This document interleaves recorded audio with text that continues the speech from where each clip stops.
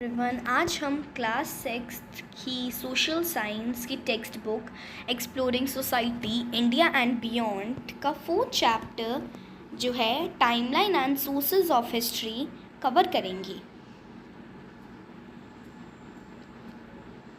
How do we learn about the past? हम past के बारे में कैसे जान सकते हैं, ये इसकी फर्स्ट हेडिंग है, फर्स्ट टॉपिक है। You will discover in science that the earth has a very long history, of which we humans occupy only a tiny part, the most recent one.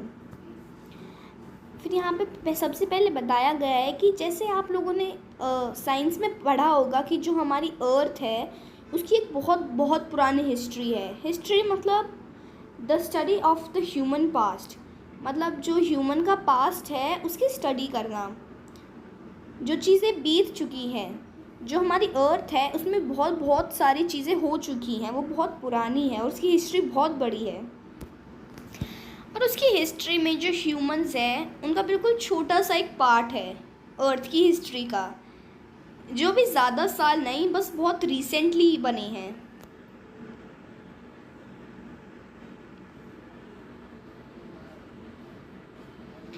Many people study the history of the earth.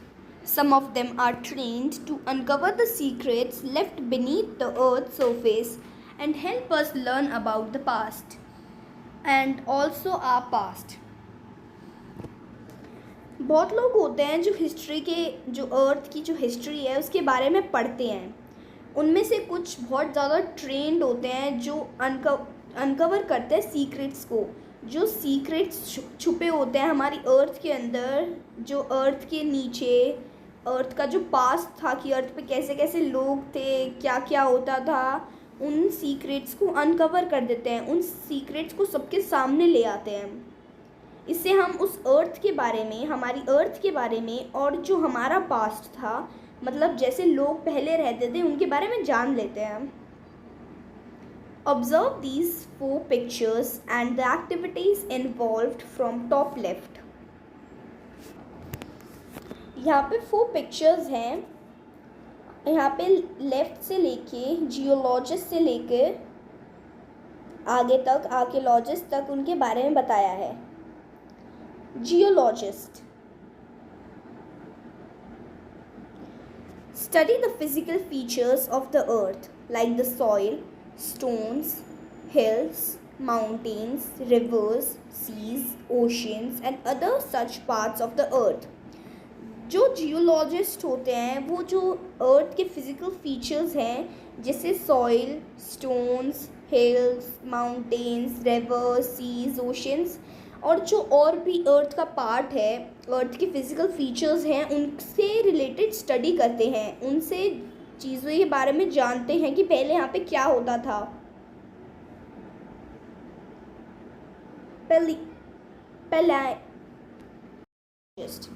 Study the remains of plants, animals and humans from millions of years ago in the form of fossils.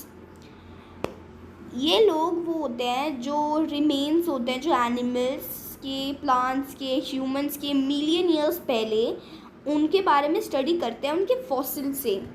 Fossil मतलब impression of footprints और parts of plants और animals that are found preserved within layers of soils और rocks. Fossils impressions होते हैं footprints या फिर किसी और बॉडी पार्ट के, ह्यूमन के या फिर प्लांट्स का, जो बहुत सारी लेयर ऑफ सॉइल के नीचे या फिर रॉक्स के नीचे मिलती है।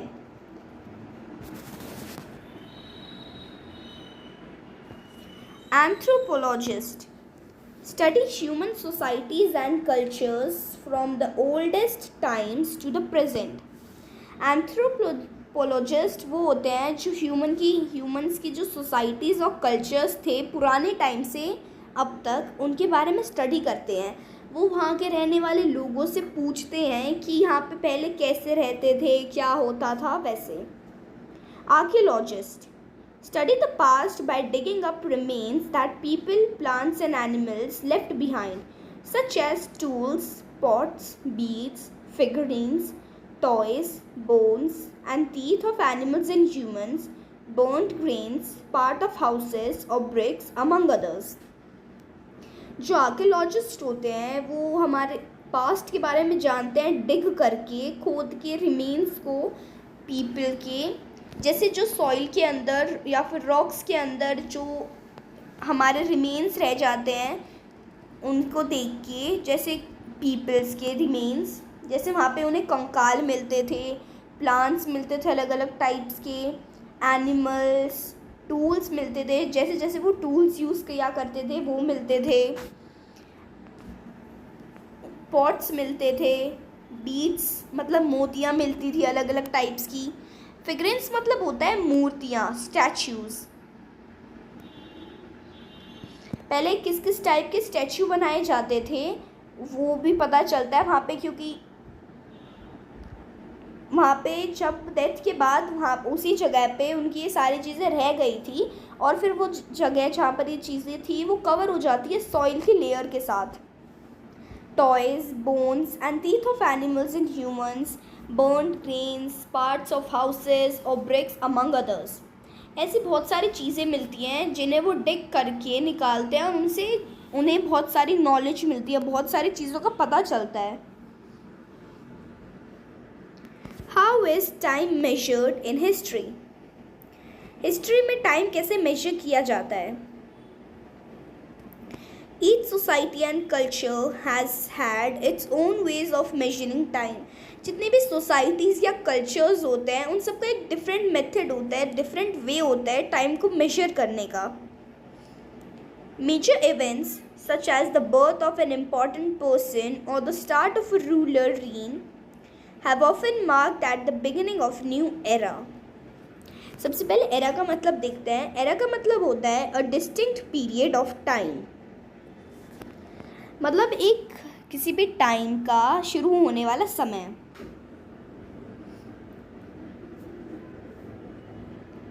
जैसे अगर हमें बताना है कि कौन सा इवेंट कब हुआ था तो पहले लोग क्या करते थे, पहले क्या अभी भी ऐसा होता है कि वो अगर उस टाइम पे जिस टाइम की आप बात कर रहे हैं उसमें किसी रूलर का रीन था, किसी राजा का राज्य था, या फिर कोई इम्पॉर्टेंट पर्सन जिस पर्सन को आप जानते हो या फिर जो बहुत पॉपुलर है, जिसने कुछ इम्पॉर्टेंट कहा था या किया था, उसका बॉर्न हुआ था और या फिर उसका बर्थ हुआ था, तो उसे हम न्यू एरा के बिगिनिंग में इस्तेमाल कर लेते हैं, उसे यूज़ कर लेते हैं मार्क करने के लिए new era. At present the Gregorian calendar एक कैलेंडर है जो अभी नॉर्मली सब घर में होता है, जिसमें 12 मंथ्स होता है 365 डेज़ के, और एक लीप ईयर होता है हर 4 ईयर्स के बाद।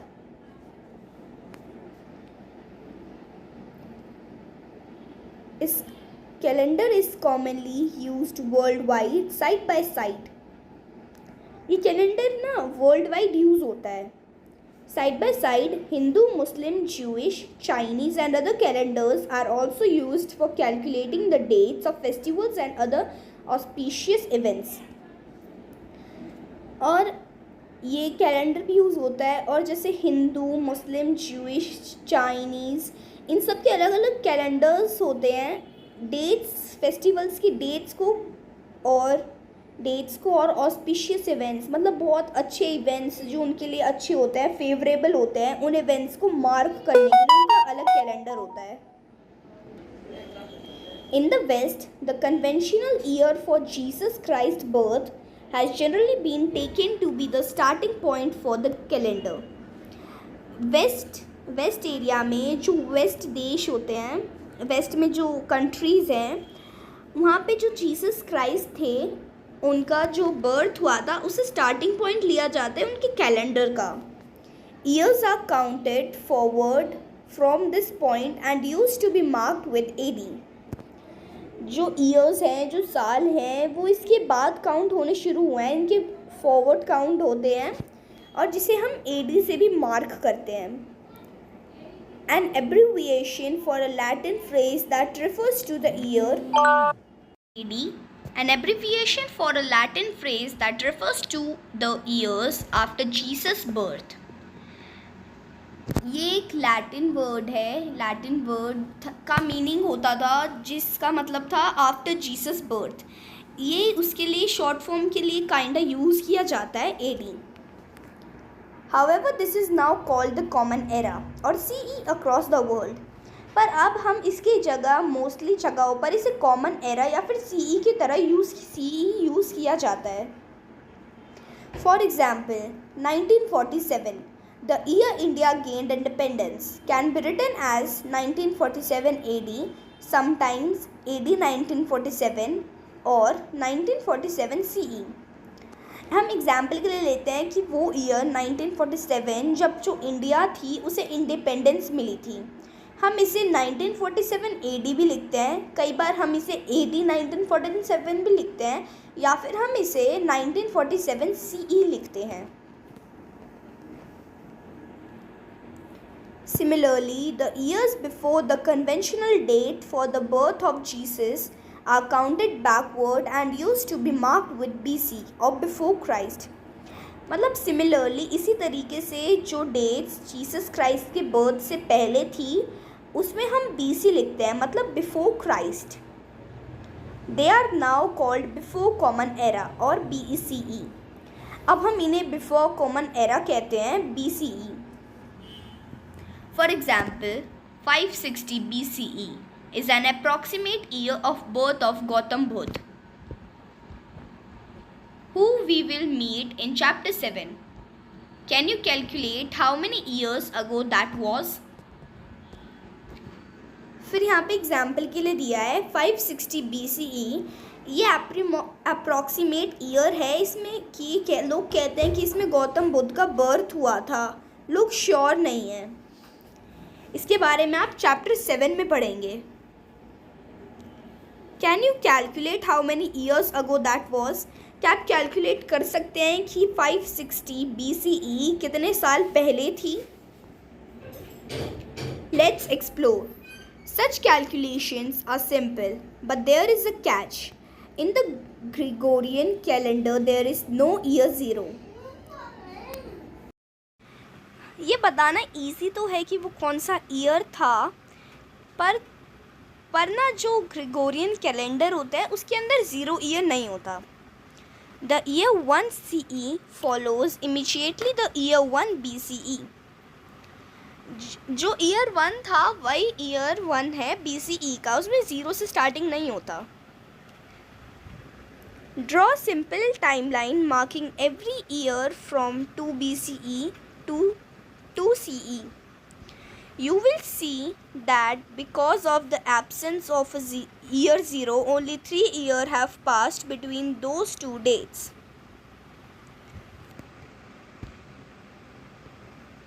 ये आप ट्राई करके देखो कि एक टाइमलाइन बनाओ ईयर की 2 BCE से लेके 2 CE तक, और आप देखोगे कि इसमें ज़ीरो नहीं होता, इसलिए इन नंबरों के बीच में सिर्फ 3 ईयर ही आएंगे।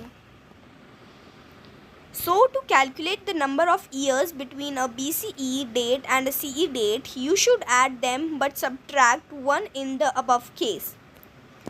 अगर आपको कैलकुलेट करना है इन ईयर्स के बिटवीन के नंबर ईयर्स, ये जो ईयर्स हैं BCE और CE के बीच में जो ईयर्स आए हैं उन्हें कैलकुलेट करने के लिए उस BCE की डेट और CE की डेट को ऐड करके उसमें से 1 सब्ट्रैक्ट करना होगा। ये जो ऊपर वाला केस था उससे आप देख सकते हैं एग्जाम्पल के लिए 2 + 2, जैसे BCE के भी 2 थे और CE के भी 2, और उनमें से एक माइनस कर दिया तो फिर 3 years. Practice a few examples with your classmates. अब अपने क्लासमेट्स के साथ ऐसे और भी एग्जाम्पल्स ट्राई करिए।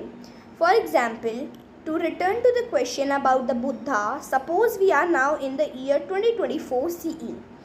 Then the Buddha was born 560 plus 2024 minus 1 equals to 2583 years ago.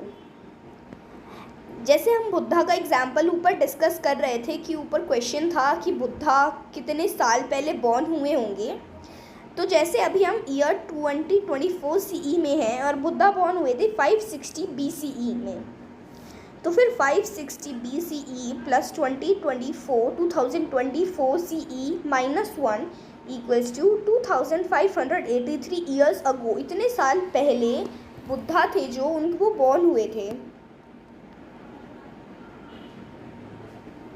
Time is a convenient tool to mark such events, as it shows a sequence of dates and events covering any particular period. एक timeline एक बहुत convenient, बहुत easy, बहुत अच्छा tool होता है ऐसे events को मार्क करने का, जो एक सीक्वेंस दिखाता है डेट्स का, और इसमें बहुत सारे इवेंट्स भी होते हैं उस पर्टिकुलर पीरियड में, उस टाइमलाइन के पीरियड में। It runs from the beginning of humanity to the present with a few important landmarks. ये जब ह्यूमैनिटी की बिगनिंग हुई थी, जब ह्यूमन लाइफ की बिगनिंग हुई थी, और उससे अब तक ये चलता आ रहा है, और इसमें बहुत सारे इंपॉर्टेंट लैंडमार्क्स, मतलब बहुत सारी चीज़ें हुई थी, उनका भी इसमें गिवन है कि कब क्या हुआ था। Note that the dotted portion marks a skipped period. जहाँ पे डॉटेड पोर्शंस हैं वो एक स्किप्ड पीरियड है टाइम का। Otherwise the timeline would have to be almost 3 metres long, वरना जो इनसे टाइमलाइन बनाते हम वो 3 मीटर लंबी होती। A timeline also helps in understanding the order in which historical events take place. जो एक टाइमलाइन है वो हेल्प करती है हमें समझने में कि हिस्टोरिकल इवेंट्स कब कब हुए थे, ऑर्डर वाइज कब हुए थे। For example, even without looking at dates you can now see that the birth of Buddha occurs before that of Jesus. Example के लिए देखिए कि जो बिना डेट्स को देखिए, सिर्फ ऊपर वाले फिगर को देख के हम बता सकते हैं कि जो बुद्धा थे, जो लॉर्ड बुद्धा थे, वो उनका बर्थ जीसस से पहले हुआ था। Don't miss out. Along with a year and a decade मतलब period of 10 years, we often use other terms to understand longer durations of times. हम ईयर या फिर डिकेड्स के अलावा और भी वर्ड्स का यूज़ करते हैं लॉन्ग ड्यूरेशन, मतलब बहुत ज़्यादा लंबे टाइम को दिखाने के लिए। 2 of these are quite commonly used when learning about history. इनमें से 2 ऐसे हैं जो बहुत ऑफनली, बहुत क्वाइट कॉमन है, यूज़ किए जाते हैं जो बहुत बार हिस्ट्री को याद करते time. Century, it is in period of 100 years. In history, specific centuries are counted every 100 years. Starting from year 1 CE, for instance, we are currently in the 21st century CE, which runs from 2001 to 2100. Century एक 100 years की timeline है। जैसे history में हम बहुत सारी centuries को count करते हैं हर 100 साल में। जैसे अभी हम 21st सेंचुरी में हैं, जो 2001 से लेके 2100 तक चलेगी।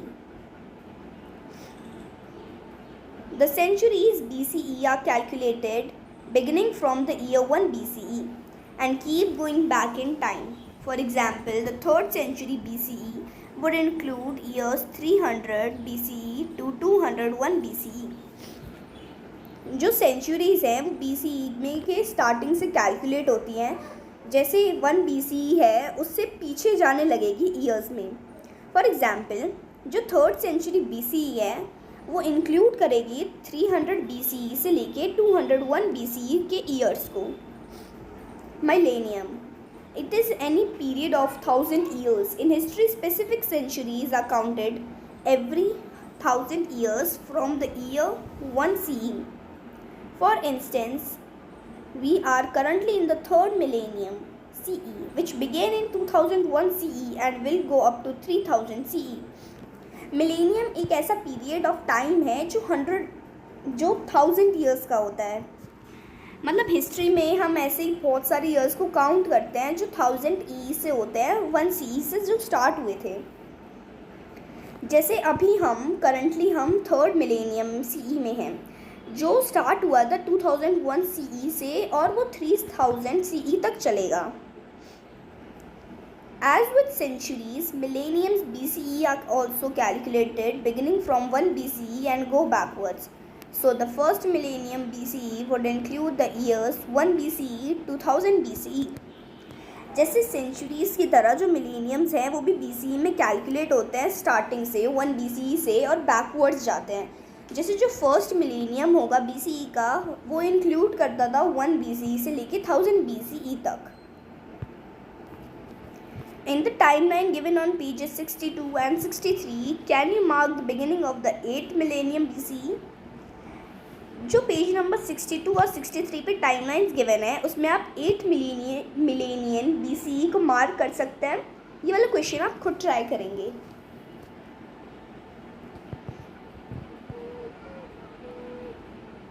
Do you know how calendars have been traditionally made in India?